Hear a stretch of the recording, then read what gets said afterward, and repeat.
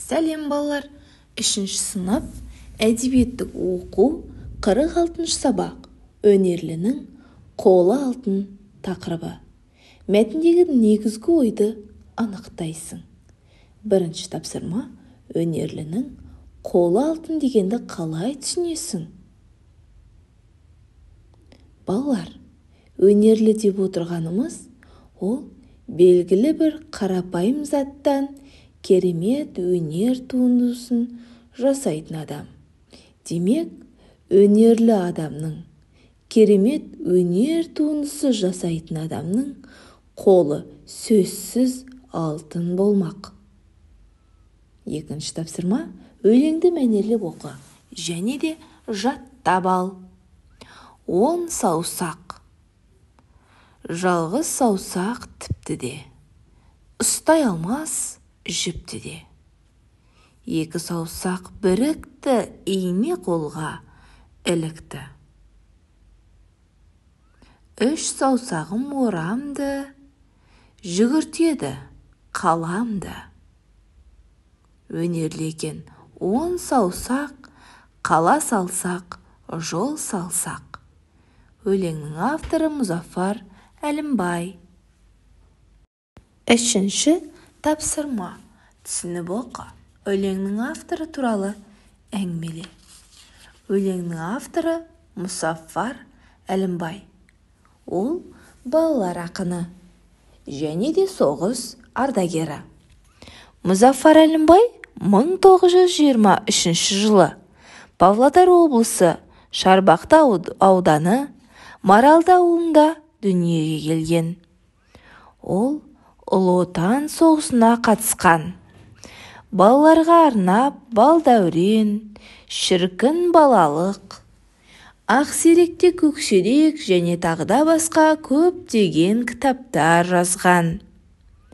Мұзафар Әлімбаев өкінішке орай 2017 жылы дүниеден озды.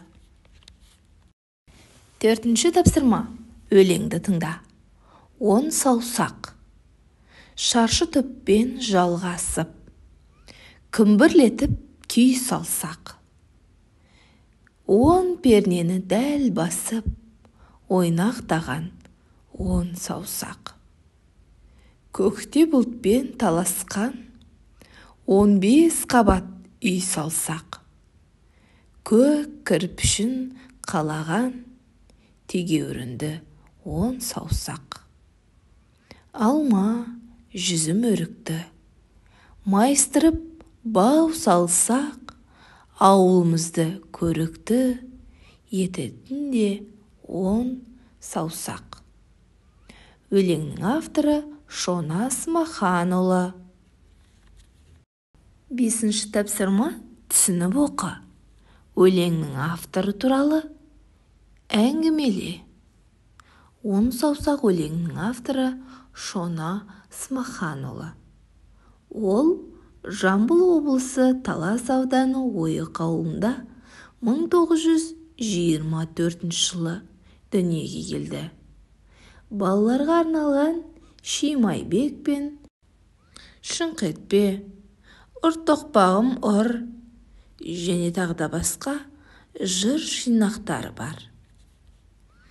Шона Смаханұлы 1988 жылы дүниеден озған.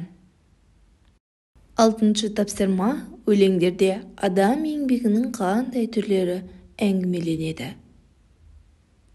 Өлеңдерде адам еңбегінің тігіншілік, құрылыс, диқаншылық, бұдан да басқа сурет салу, күй тарту да әңгімеленеді. 7 тапсырма: өлеңдердің әрбір шумағына ат қой.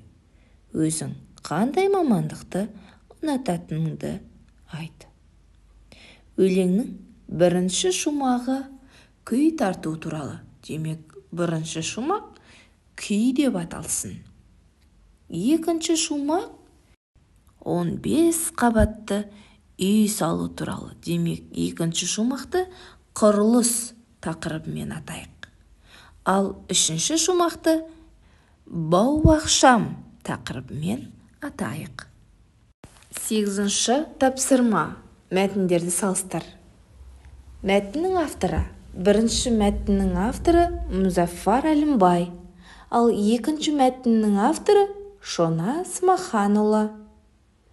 Мәтіндердің тақырыбы бірдей.